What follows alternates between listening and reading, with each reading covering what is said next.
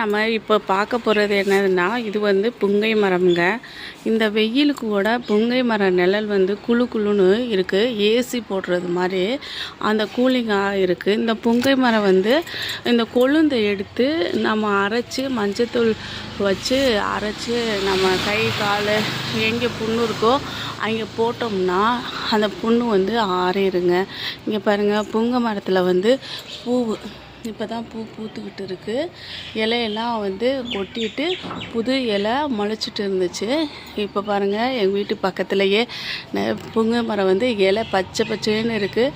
இந்த நிழல் வந்து நம்மளுக்கு வந்து தூக்கம் வந்து நல்லா வருங்க. புங்கை மரத்தோட இங்கே பாருங்கள், பூ தெரியுதா உங்களுக்கு? பாருங்கள், கிட்ட கொண்டு வந்து காமிக்கிறேன். இங்கே பாருங்கள், எவ்வளோ பூ பூத்துக்கிட்டு இருக்குது. பூவை பார்க்கும்போதே ரொம்ப அழகாக இருக்குது. இந்த பூவெல்லாம் வந்து பறித்து அரைச்சி நம்ம வந்து புண்ணு இருக்கிற இடத்துல போட்டோம்னா இதெல்லாம் நம்மளுக்கு ஆறிடுங்க. தூக்கம் இல்லையா நம்மளுக்கு? நைட்டில் சப்போட்டா பழம் சாப்பிட்றோம். ஈவன் கயிற்றுக்கட்டில் கொண்டு வந்து இங்கே போட்டுட்டு நம்ம படுத்து தூங்கினோம்னா ஃபேன் காற்று தேவையில்லை.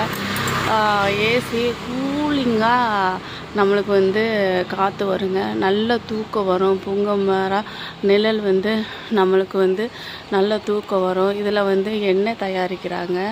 நம்ம மருத்துவ குணம் உள்ளது இந்த புங்கை. பாருங்கள், ஒவ்வொரு வீட்லேயும் இந்த புங்கை மரம் இருந்துச்சுன்னா நம்மளுக்கு ஃபேன் தேவையில்லை, ஏசி தேவையில்லை. ஜன்னல் பக்கத்துலேயே ஜிலு ஜிலு ஜிலு ஜிலு ஜிலுன்னு நம்ம காற்று வாங்கிக்கலாங்க.